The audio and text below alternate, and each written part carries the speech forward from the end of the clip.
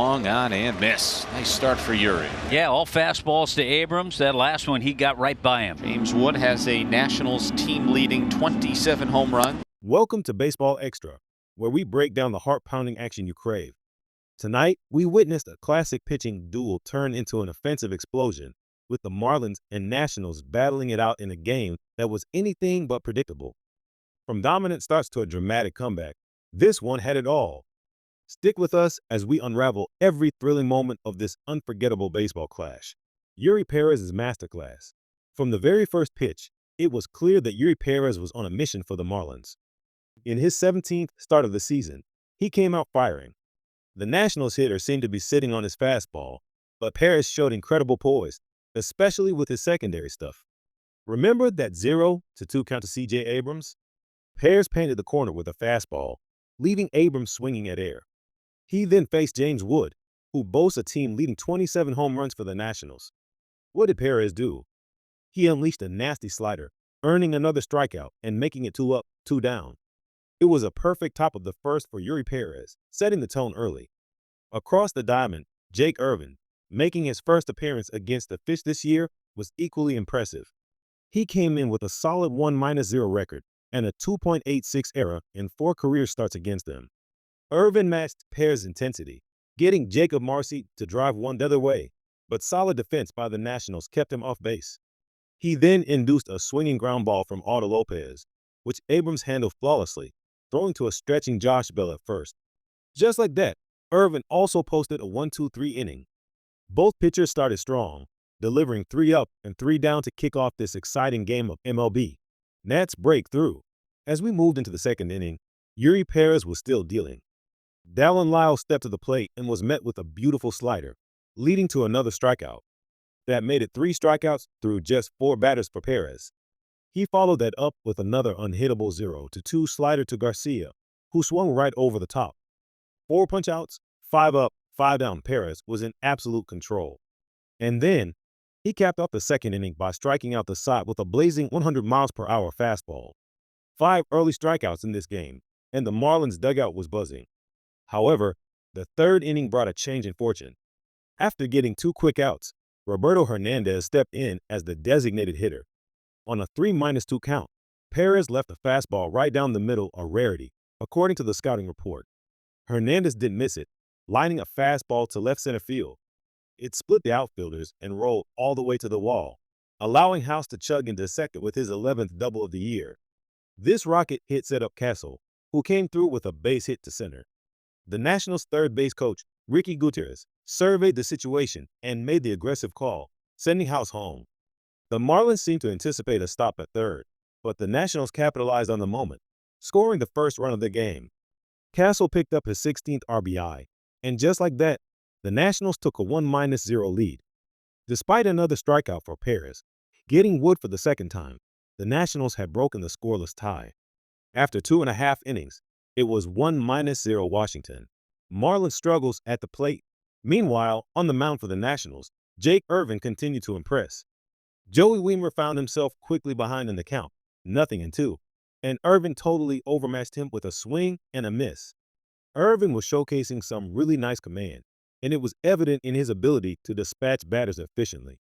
Garcia hit a ball to his left, which was handled easily, making it 8 up, 8 down.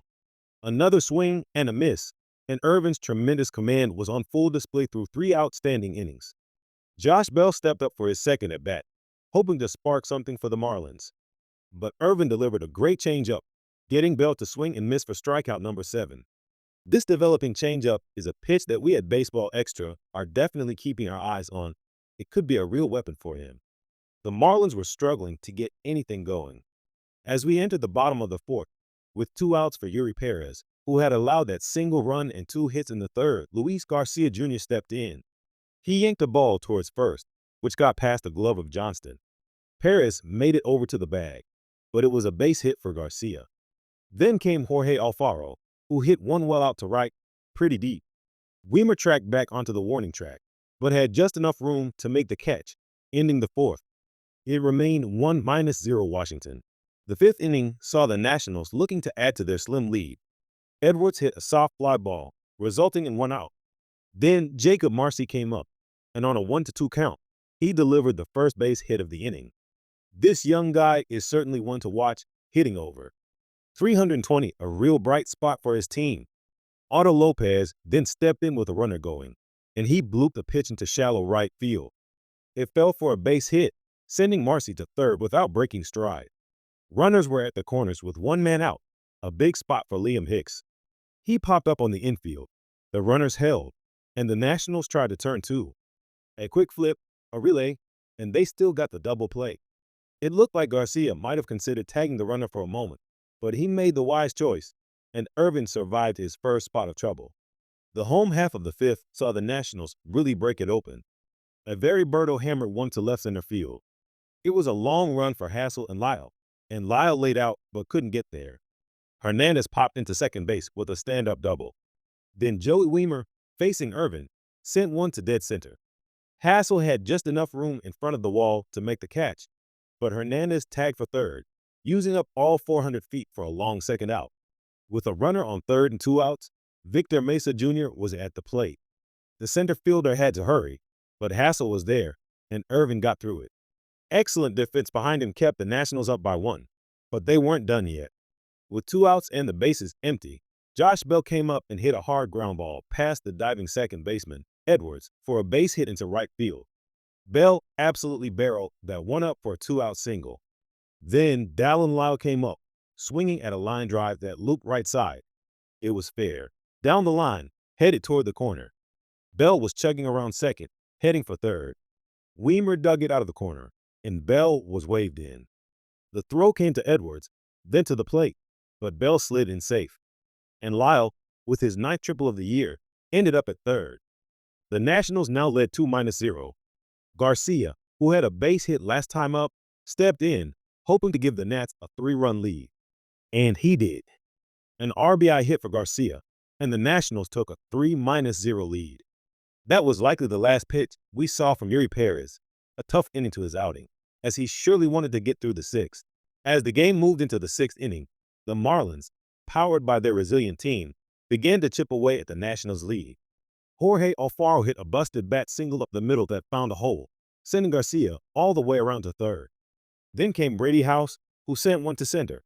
Marcy went back, had room, but the Nationals still got 2 outs, maintaining their 3-0 lead. It looked like another quick out for Jake Irvin, but the tides were about to turn dramatically. Edwards slapped one into left field, and it got down for a base hit. The Marlins suddenly had something cooking here in the 6th, much to the delight of manager Clayton McCullough. Jacob Marcy then stepped up, trying to put a real dent in that 3-0 lead. He swung and grounded one to the right side for another base hit. Acosta was around third and scored.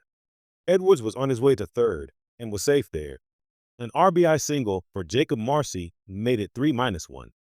Now, with first and third and nobody out, and a run already home, Otto Lopez stepped to the plate.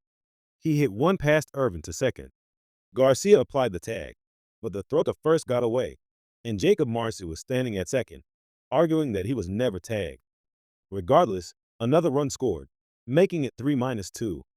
The umpires gathered to discuss what just happened near second. A replay showed a very close call. The umpires initially ruled no tag, and Washington challenged. It was a heated moment, and Miguel Cairo was visibly unhappy with the decision. After review, the call was confirmed. No tag, the runner was safe. This bizarre sequence led to Cairo's ejection, adding even more drama to this incredible inning. As Tommy Hutton would say, get your money's worth. The call was changed, forcing the Nationals to challenge, a truly perplexing situation. With Marcy at second and Lopez at first, Augustin Ramirez came in to pinch hit for Liam Hicks. Ramirez grounded one through the left side, a base hit. Here came Jacob Marcy, motoring around third, and Augustin Ramirez tied the game here in the 6th inning for Miami. The Marlins were threatening to take the lead, and they did. Eric Wagaman, coming in as a pinch hitter, grounded one through the right side, a base hit. Here came Otto Lopez, and Eric Wagaman, in the pinch, had given the Marlins the lead. They weren't done there. With Marcy at first and X at second, the Marlins were looking to provide some insurance runs. Otto Lopez, in a righty against righty matchup, swung and lined one back up the middle for another base hit. Here came X around third, and he scored. an insurance run for the Marlins here in the seventh, making it 5-3 Miami. The Nationals conceded a run to try for two, but a 5-3 inning ending double play by House to the bag, and then to first, finally ended the explosive inning. The Nationals, however, still had the tying run on base, keeping this game incredibly close. In the bottom of the seventh, with first and second two outs, a ground ball hit weakly to shortstop was fed to second by Lopez in time. The Nationals stranded a couple of runners, and after 7.5 innings, it remained 5-3. What an incredible turn of events. As the game wound down, every pitch, every out felt monumental. We had an opportunity to see Xavier Edwards step up to the plate. He hit a high fly ball in the air to right field. Cruz was going back. He was at the wall, and it was gone. A 3-hit night for Edwards, and the Marlins had seemingly put the game out of reach, extending their lead further. The Nationals, despite their earlier efforts, were down to their final out. The tension in the stadium was palpable. Every fan, every player was on the edge of their seat, anticipating the final moments of this thrilling contest. And then, the ball game was over. A dramatic conclusion to an unforgettable night of Major League Baseball. This was the 32nd come-from-behind victory of the season for the Marlins tonight, a testament to their grit and determination. They fought back from a deficit, capitalized on key moments, and delivered a truly special performance for their fans. What a game to witness. From the early pitching dominance to the stunning comeback, this was a contest that will be talked about for a long time. And that, Baseball Extra fans, brings us to the end of our breakdown of this incredible game. We saw dominant pitching, clutch hitting, controversial calls, and a comeback for the ages. This is what baseball is all about, the unpredictable moments, the passion, and the sheer excitement that keeps us coming back for more. What was your favorite moment from tonight's game? Let us know in the comments below. We love hearing your thoughts and reactions to the biggest plays and most memorable moments. If you enjoyed this in-depth analysis and want to stay up to date with all the latest MLB news, highlights, and insights, make sure to like this video and subscribe to the Baseball Extra channel. Hit that notification bell so you never miss out on our next deep dive into the world of baseball. Thanks for tuning in, and we'll catch you next time on Baseball Extra.